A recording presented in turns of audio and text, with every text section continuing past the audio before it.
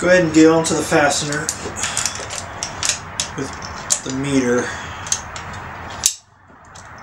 and clamp it off anywhere as long as it's secure. And go ahead and loosen this lock nut. Take the pointer around to 0 degrees.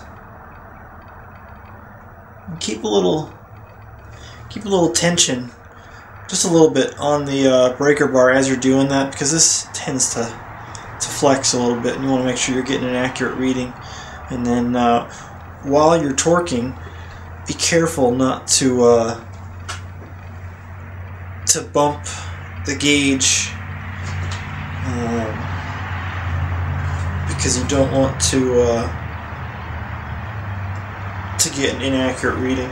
And what I do, and I don't know if you can see this, but because of the flex in the breaker bar and probably, you know, the socket and the extension, you're going to have to go past 90, or in this case 90, a little bit, and then when you relax you want to be on 90, so, you know, just go ahead and test, and that's about right on right there, but you're generally going to have to go past about 10 degrees to get the correct angle.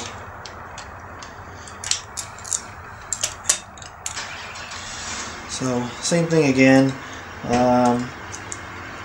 I try to not have to constantly reset this, so when I clamp it off, I try to clamp it off right at 0. It's not always possible, depending on, you know, how many spots that you have to work with. There